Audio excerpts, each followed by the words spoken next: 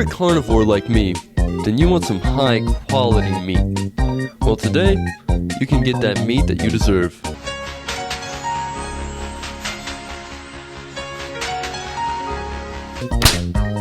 This right here, ladies and gents, is a purely refined meat stick straight out of a Kansas farm, so you know that you are getting what your taste buds deserve.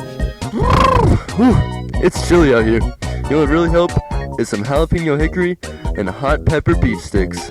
Those are the two types of flavors that you can have today for $1 a stick or $24 for a box of 24 sticks. And we're getting more flavors on the way for those people who don't have quite the spicy tolerance. So stock up on the sticks now, because by December, we'll be out. This is my microphone. And if you ladies and gents aren't rushing to get your meat sticks today, then you gotta be out of your mind.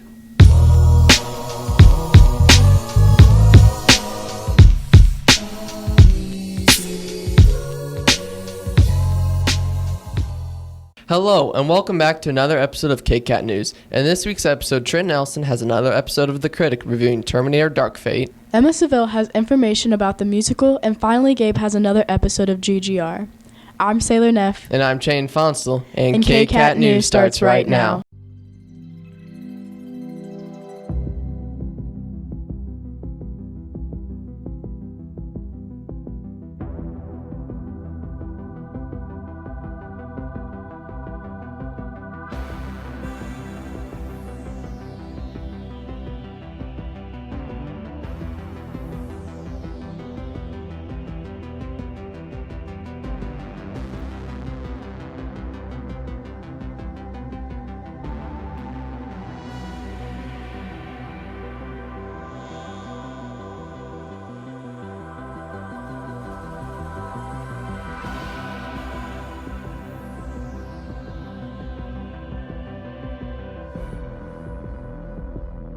Trent Nelson has another episode of The Critic reviewing the new movie Terminator Dark Fate. If travel is searching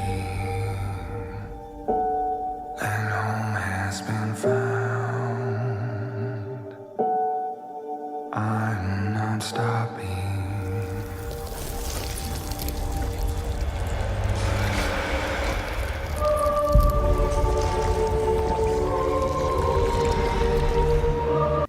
Hello, and welcome back to another episode of The Critic. I'm your host, Trenton Allison. Today, I will be talking about the recent release of Terminator 6 Dark Fate. Terminator Dark Fate is the next installment in the famous Terminator franchise, starring Arnold Schwarzenegger, Linda Hamilton, and Mackenzie Davis. Dark Fate follows the story of Danny Ramos as she's being hunted down from a new type of Terminator.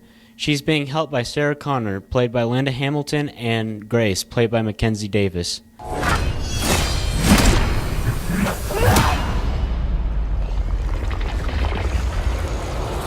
It's just action-packed, and I loved it. And I think one of my favorite parts was definitely when we get to see the Terminator, and it's kind of funny because his name's Carl in the movie. Like he gets his own name, and it's really funny. And I really liked his character. I loved how they played his story out too in this movie, and I think that was one of the most interesting things in this movie. Now, overall, I think this movie, it probably earned a solid 8 out of 10 Arnolds. That's all for this episode. Trenton Nelson, KCAT News.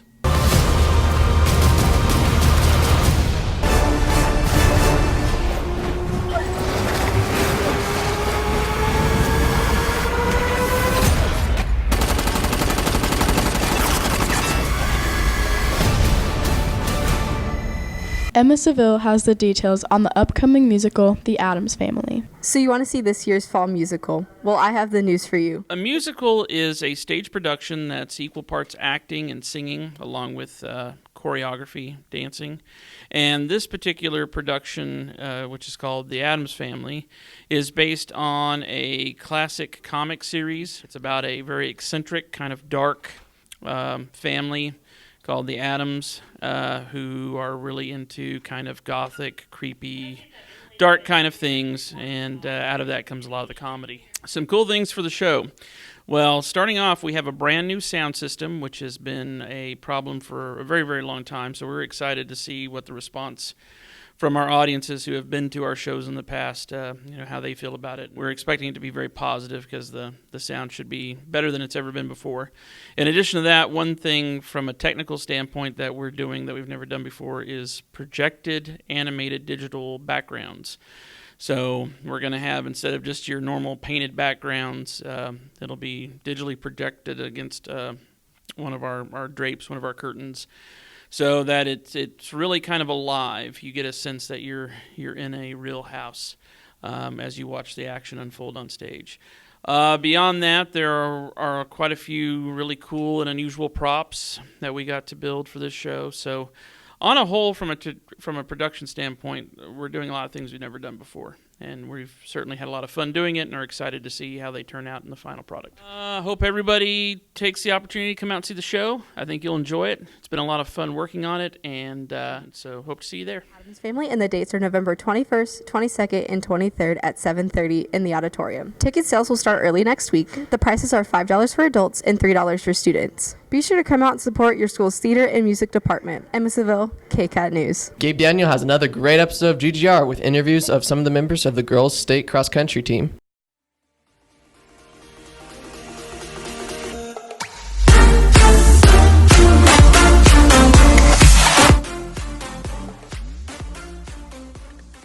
Girls cross country team competed in the state meet on November 2nd. The girls placed 8th as a team overall, with Campbell Williams leading the way in 32nd place, Anna Moon in 33rd, Emily Hankins in 47th, Josie Russell in 78th, Caitlin Frieden in 79th, Cameron Nolan in 97th, and Carson Nolan, who finished in 102nd.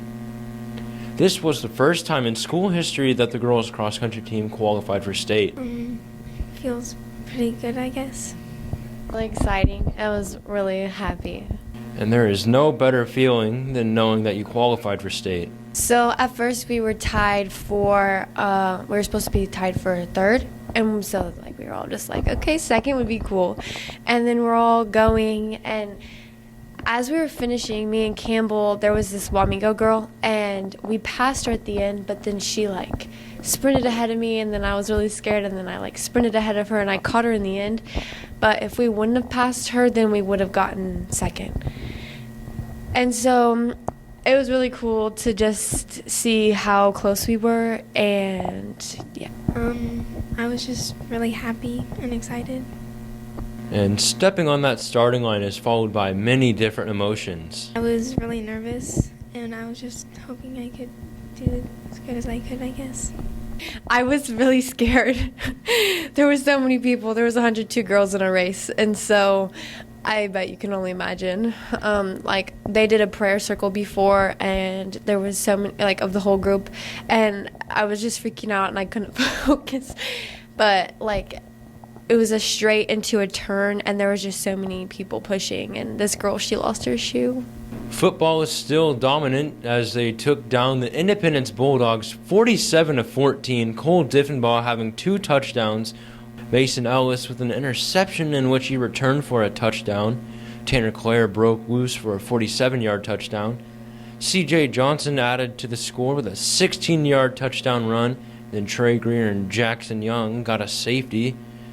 Both Julian Wetzel and Chase Deeker were 100% on PATs, and Trey Greer led the team in tackles with 10. The Cats have had quite the turnaround in their season, and they have a chance to rematch a team that sparked that turnaround. Turning point of the season was the third quarter of the Buhler game. That was game 4. We were 0-3 at that point. Had a little bit of a challenge in the locker room of what kind of team that we were going to be, and the kids in the third quarter came out and responded. We took a lead and played extremely well in that second half. Ended up still losing that football game, but that third quarter changed our season. And Coach Myers has some expectations set for that game. Expectations for the game, we're going to go up and we're going to whoop them. Our kids feel really good right now about what we're doing. The coaching staff feels really good about what we're doing. We held them to 201 yards of total offense in the first game, and we feel like we're better on defense than we were in that game. So, we're fully expecting to go up, compete. It's always a dogfight with Buhler, and we're expecting to go up and win. And according to him, you can also expect a close game. It's going to be a game of punts, in my opinion. It's going to be a slugfest. We're going to stop them. They're going to stop us. Sometimes, the offenses may look a little sluggish, but I really believe that when we have opportunities, with our speed and our playmakers that we have, we're going to take advantage of it, and we're excited. We can't wait to get there. Be there. All right, come watch it. As tonight, the Cats will get the rematch to Buhler Crusaders in Buhler tonight at 7 p.m. That's all for me, Gabe Daniel, KCAT News. That's it for this week's episode. Stay tuned for the Mulvane Regional football game this Friday, live on KCAT News. Thanks for watching KCAT.